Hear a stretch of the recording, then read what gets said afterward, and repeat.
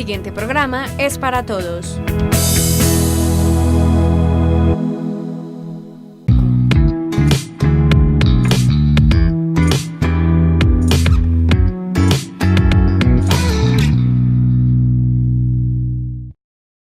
Sean bienvenidos al mundo del café. Hoy con el ingeniero agropecuario, especialista en café, Juan Felipe Jaimes. Y quien les habla, Pedro Alonso Jaimes. En el programa anterior hablamos del café en Colombia, qué tipo de café nos tomamos, por qué consumimos tan poco café, qué calidad de café nos tomamos. Hoy vamos a empezar con la pregunta al especialista en café: ¿cómo reconocemos un café importado cuando nos lo sirven? Bueno, lo primero que tenemos que ver es en la bolsa, nos tiene que dar alguna señal, porque en la legislación colombiana no se permite poner información que no sea cierta en los empaques. Entonces, por ejemplo, si estamos en el supermercado y queremos saber de dónde es un café, pues solo basta con leer bien la etiqueta. Le voy a poner un ejemplo fácil. Es lo mismo decir un sello que diga 100% colombiano o 100% hecho en Colombia. Es lo mismo. No, es diferente. ¿Cuál es el importado? El importado es el que dice que hecho en Colombia, pero no sabe cuánto porcentaje es. Exacto. Entonces, esa palabrita hecho es como una forma que utilizan los tostadores nacionales, como para que el cliente no lo piense mucho, porque usted va mercando y dice 100% hecho en Colombia, entonces su mente dice no, pues es colombiano. Pero esa palabrita hecho significa que ese café puede ser de cualquier parte del mundo, simplemente que lo tostaron acá. En cambio, el café 100% colombiano, ahí ya le está diciendo que es un café de acá, ¿sí? O como en este caso, que en el lateral de la bolsa dice el origen. Entonces, por ejemplo, en este caso Jardín, o también tenemos perfiles de Fredonia o de Ciudad Bolívar, ¿sí? Y así muchas marcas que dicen su origen del departamento de Colombia que es, o hasta la finca de donde es, ¿sí? Por ejemplo, hay otros cafés comerciales que dicen café 100% arábico, ¿sí? Efectivamente, el café que nosotros cultivamos en Colombia es de la especie arábica, pero en otros 50 países más también producen café arábico. Entonces, cuando vean denominaciones como tan amplias y como con esas trampitas de mercadeo, pues ya uno empieza como a dudar de dónde es ese café, ¿sí? Bueno, ¿qué porcentaje en Colombia consumimos café de buena calidad? Bueno, eso es una tarea que se está haciendo, que estamos haciendo para aumentar ese porcentaje, porque paradójicamente solo el 2% de los colombianos tomamos café bueno. Entonces es muy poquito. El 2% nomás. Solo el 2% de los colombianos tomamos café bueno. Ojalá que las personas que estén viendo el mundo del café pues empiecen a buscar y empiecen a interesarse por tomar nuestro café y empezar a apreciar uno de los mejores cafés del mundo, que es el nuestro. Bueno, ya sabemos un poco sobre el mercadeo del café. Ahora hablemos de la producción del café con especialidad, o sea, cafés especiales que se dice comúnmente. ¿Qué es eso de los cafés especiales? Bueno, los cafés especiales tienen varios significados, porque mucha gente habla de café especial y realmente no sabe la definición técnica del café especial. Entonces, un café puede ser especial por su origen. Entonces, por ejemplo, si es de un origen específico, de una finca específica, pues es especial porque solo está ahí en ese origen. O puede ser especial por las certificaciones que tenga. Hay certificaciones a nivel mundial como Rainforest, como Fairtrade, como Ecocert, ¿sí? Que esa certificación lo hace especial, ¿sí? O puede ser especial por los procesos que se dan en la finca. Entonces puede ser especial porque es orgánico, porque es un proceso natural o porque es un proceso honey, ¿sí? Que ya luego hablamos de esos procesos más detalladamente, pero también puede ser especial por eso. Pero básicamente la definición más sencilla de un café especial es que el cliente quiera pagar más por él. Entonces usted puede tener todas las certificaciones del mundo, usted puede tener las variedades más raras del mundo, si usted puede tener los procesos que quiera en su finca, pero si el cliente no está dispuesto a pagar un poco más por él, ese café no es especial. O sea, el café se vuelve especial es cuando le pagan más por él, cuando hay un sobreprecio. Cuando el cliente encuentra lo que le gusta. Exacto, y está dispuesto a pagar un poco más por ese café. Ahí es cuando se vuelve especial un café. Bueno, y digamos la recolección, todo el proceso del café para hacerse especial, digamos en la recolección, ¿qué parámetros se deben tener al respecto? Bueno, entonces estamos en plena zona cafetera y he tenido la oportunidad de conversar con muchos caficultores que llevan 15, 20 años en el oficio del café. Y muchos de ellos no saben cómo recoger su café. ¿Sí? ¿Por qué? Porque el café, como un fruto, pues tiene un proceso de maduración donde llega a un punto óptimo de madurez. Y en ese punto óptimo es donde tiene la mayor cantidad de azúcares.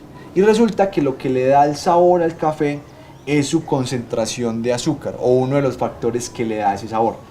Entonces, por ejemplo, cuando vamos con un refractómetro, que es un aparatico que le mide el azúcar a las cerezas del café, y hacemos un análisis de la recolección de una finca, vemos que solo el 30% o el 35% del café que recolectaron en esa finca está bien recolectado. El resto está pintón maduro o pintón verde. Un ejemplo sencillo, ¿sí? Es muy fácil. Si usted recoge un café pintón maduro, que usted visualmente lo ve rojo y dice, este es el punto. Resulta que ese café pintón maduro puede tener una concentración de azúcar del 15%, ¿sí? Mientras que un café con una recolección adecuada, en su punto más alto de madurez, puede llegar a los 24 o 23 grados grados de porcentaje, de grados Brix o de azúcar. Entonces miren que hay una diferencia de 10 puntos o de 10 escalafones de azúcar en ese café. Entonces obviamente eso va a marcar una gran diferencia en el sabor. Y eso se va a sentir en la taza. Cuando el cliente lo pruebe, pues el que recogiera un pintón maduro, pues le va a saber astringente, pesado, amargo, porque tiene mayor cantidad de ácidos clorogénicos. En cambio, el que lo recolectó en su punto más alto de madurez, o sea, con 25, 24 grados Brix de azúcar, pues le va a saber más agradable, más balanceado, no tan astringente, no tan amargo. Entonces miren que un parámetro tan sencillo como la recolección puede marcar mucho en lo que se denomina un café especial. Y aparte de la calidad, también le hace mella al bolsillo del caficultor, porque hicimos mediciones de cuánto pesa un granito pintón maduro, que aparentemente se ve rojo y apto para la recolección, y un café maduro. Y resulta que la diferencia de peso es de aproximadamente del 5 al 7%. O sea que es mucho más pesado el grano maduro que el grano pintón maduro. Entonces miren, si recogemos el café en su gran mayoría pintón maduro o pintón verde, pues estamos perdiendo plata, porque el café lo pagan es por peso. Y si usted recoge un café que pesa menos, entonces obviamente le van a pagar menos por la cantidad de café que lleve. Entonces esas son las mediciones que se deberían llevar a cabo en la recolección del café para tener mayor rentabilidad y para tener mejor calidad en el cultivo. Y eso yo creo que la mayoría de caficultores no lo hacen, ¿sí? O sea, un instrumento fundamental de un caficultor debería ser un refractómetro para definir cuál es el grado de madurez ideal para cada uno de los lotes de su finca.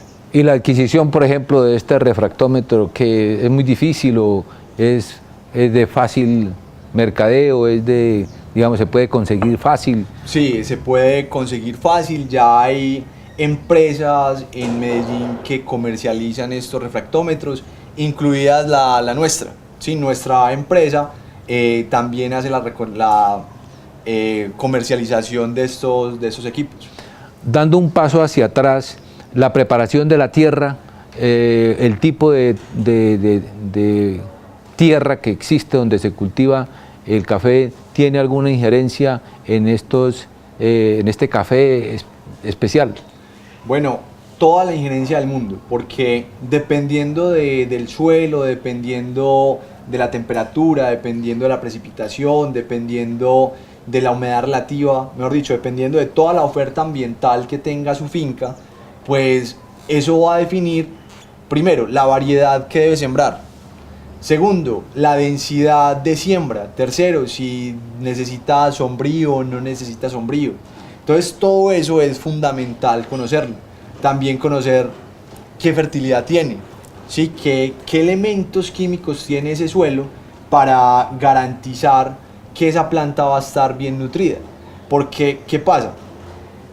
Otro parámetro súper importante para medir la eficiencia en un cultivo es la densidad del grano al ser recolectado, que muchos caficultores no la miden y ahí pueden estar perdiendo también mucho dinero y mucha oportunidad de ganar calidad en su empresa cafetera. ¿Y cómo se mide eso? Entonces, la densidad es una medida que se denomina como peso sobre volumen, ¿sí? Que en este caso se mide en gramos por litro. Entonces, por ejemplo, es muy fácil medirla.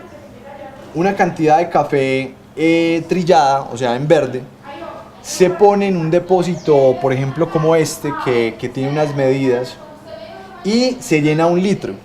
O sea, hasta donde dé la medida de 1 litro de café verde, ¿sí? Y luego eso se pesa.